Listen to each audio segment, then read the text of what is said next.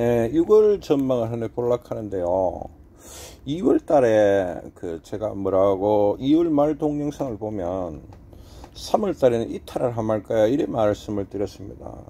그러면 3월 달에 실제로 실리콘밸리뱅크 은행의 문제로 2300 후반까지 갔었거든. 이탈이 일어났단 말이라 실제로. 그랬잖아요. 맞췄잖아. 3월 말에 제가 뭐라 생각하면 4월 달에는 좁은 구간 단타가 좁은 구간 매매가 일어날 거다. 그래 말했어요. 그래서 고점 한 2480까지인가 뭐 어디 그까지 가긴 갔지만 결국은 좁은 구간이 일어났었죠. 그게 4월 달이었단 말이다. 그러고 4월 말인가 5월 초에 제가 뭐라 생각하면 5월 달에는 2600에 대한 공략을 하겠다 했잖아. 그리고 어제 2890 뭐 그래 2591에 갔잖아. 그리고 2600에 대한 공략이 일어났죠. 그리고 2월, 3월, 4월 달에 예측들, 5월까지 예측들이 비슷하게 갔지. 요 말만 그대로 들으면 터는 거의 무슨 예언력이 있는 것 안 그렇습니까? 안 들어보시는 분들은 월말 동영상을 한번 보시는 게 좋을 거예요. 아시겠어요? 6월 달에 대한 제 생각들은 여기서 지금 조금 생각이 갈리고 있는데 어떤 지점이 있노 하면은 미국 말고 그러니까 지금에 있어 갖고는 6월 달에는 조정이 한번 들어야 되지 않을까 그런 생각들을 동시에 하고 있는데 그러니까 2600을 뚫는 그림을 하나 생각을 하고 있어. 2600 그러고 월 중에 2600을 뚫는 그림이 한번 나올 수 있으리라고 보는데 다만 있잖아. 제가 6월 달에나 7월 달에 조금 불길하게 보는 게 하나 있어. 뭐를 보고 있나 하면은 미국의 뭐 이자 상승이고 뭐 지랄이고 그런 거 필요 없고 또 뭐 경기 회복이고 그런 거 말고 지금 이제 이슈가 등장을 해야 되는 거거든. 제가 3월 달에 뭐 갑자기 이탈을 할 거라 했잖아. 이탈.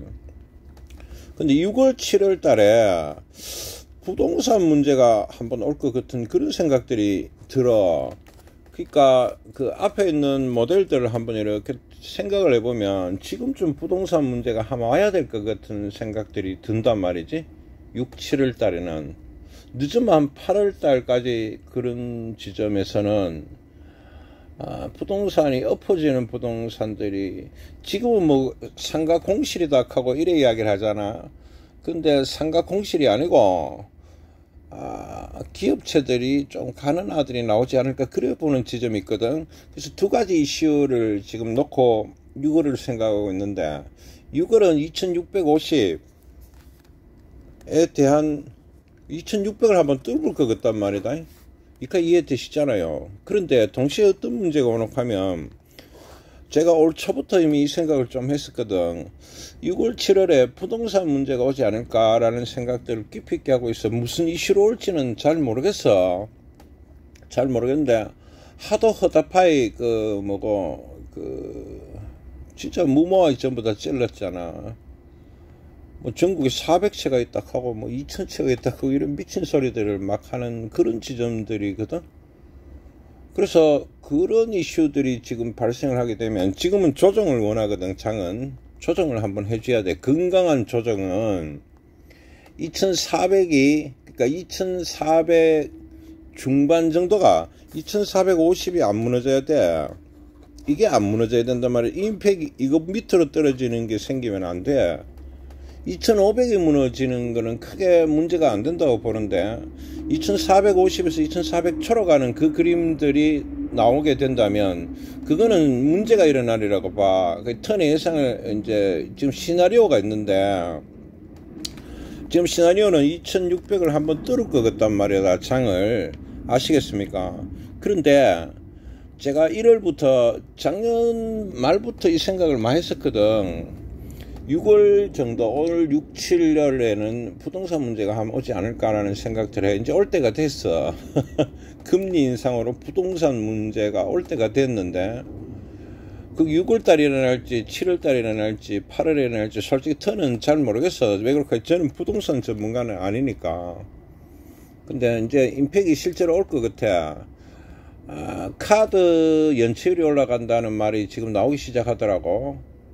카드 연체율은 소매 판매 위축을 가오죠. 소매 판매 위축을 가오는데 여기 물려가고 있어. 부동산 경기 위축과 그 은행 문제의 그 금리 인상으로 인하여 경기가 조금 깔아앉고 있는데 부동산이 떨어져 있잖아. 그러니까 돈이 없는 거지. 돈이 없으니까 카드를 돌림막기를 하고, 카드 돌림막기는 부도의 일보 직전이지. 그 다음에 제2금융권, 제3금융권에 대한 연체율도 올라가고 있더라고. 그리 되면은 부도 그러고 또 전당포가 나온대. 전당포는 우리 젊은 시절에 있었던 거거든. 거기다가 젊은이들이 갖다 휴대폰을 맡기고 뭐 극하고 있다 하거든. 갈 때까지 갔다는 거지. 전국에 집이 10채가 있는 거지도 있을 거거든. 지금 집만 있는 거지. 지도는 단어가 보고 없고 걸베이지. 자, 이 지점이 어떻게 될까가 참 의문스러워. 이거가 지금 풀어야 되는 숙제인데 이게 지금 안 나타났거든. 이 폭탄이 지금 오고 있는 거라고 나는 봐. 이게 있잖아, 실제로 그 뉴스를 탈 정도로 폭탄이 안 올지는 모르겠지만 주가에 반영되는 순간이 있을 수 있어. 그러니까 실제로 문제가 일어난 건 아닌데 이상하게 주식이 힘못 쓰는 그런 장이 올 수 있단 말이다. 이까지 알아듣겠습니까?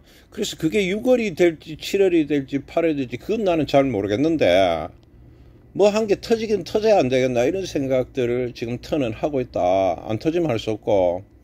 그래서 그 5월 31일 날 6월 달을 보는 턴의 평가는 지금 그 부동산 임팩이 오지 않는다면 6월 달에는 2600을 한번 뚫을 가능성도 있다고 봐. 제가 5월 달에 평은 의합되니까 2600에 대한 공략을 한다 했잖아. 그래서 2650 정도 안팎 혹은 그것도 더 뚫을 가능성도 나는 있다고 봐. 2600 한 7, 80 정도의 그가 가능하다고 보는데 문제가 하나 있어. 뭐가 있냐면 지금 외국인들의 자세가 굉장히 중요해. 이 외국까지 지금까지 코스피를 움직여 왔던 거는 순전히 외국인들이거든. 우리나라 개인들이 아니야. 뭐 동학, 서학 그런 아들이 아니고 그 외국인들이 주거를 했거든. 그러면 한번 조정이 들어올 가능성도 또 있다 봐. 외국인들이 마음을 바꿔보면. 그래서 턴이 그 6월을 바라보는 관점은 지금 조정을 원하는 장이라 하잖아. 수치적으로 보면 2650에 대한 공략들이 일어나야 돼. 2600을 뚫어줘야 되는데 요 지점이 지금 그 조정을 원하는 장이거든. 한 타임 조정이 들어야 돼. 요 문제 안 하고 그 다음에 그 부동산 문제의 폭탄이 하나 기다리고 있다는 거지. 언제 터질지 몰라. 나는 그게 카드의 연체 뭐 그런 것 같아. 자, 결론을 한번 이야기해 보면 외국인이 변심을 안 하고 그리고 부동산 문제가 안 터진다면 이 두 가지 조건이 충족이 된다면 6월달에 2600을 뚫고 2650에 대한 공략이 일어나리라고 봐. 그런데 2700으로 간다든지 650을 뭐 시원하게 뚫어갖고 막 올라가는 거는 좀 무리하지 않을까를 보고 있어. 그렇게는 무리하다. 그러니까 상단부는 제한되리라고 봐. 이까지 알아듣겠지. 2600은 한번 뚫는데 650은 무리하다. 무리됐어. 아시겠습니까? 이게 디피컬트 하단 말이다. 그래서 상단부에 제약들이 가해지는 값이 2650이라고 봐. 지금 현재 수가 됩니까? 그러나 한 번 정도는 뚫을 것 같아. 이까지 됐습니까? 언제? 6월달에 말이다. 다만 지금은 조정을 기다리는 장이기 때문에 그 부동산 문제가 수틀린다든지 그건 터는 모르는 거렇겠잖아. 그 다음에 외국인들도 지금 그 한 번 정도 이 정도 타이밍에서는 쉬어가야 되는 타이밍이라고 나는 보고 있거든. 근데 외국인들이 쉬어가는데 갑자기 우리나라에서 무슨 악재가 뒤터져 보면 무너지겠지.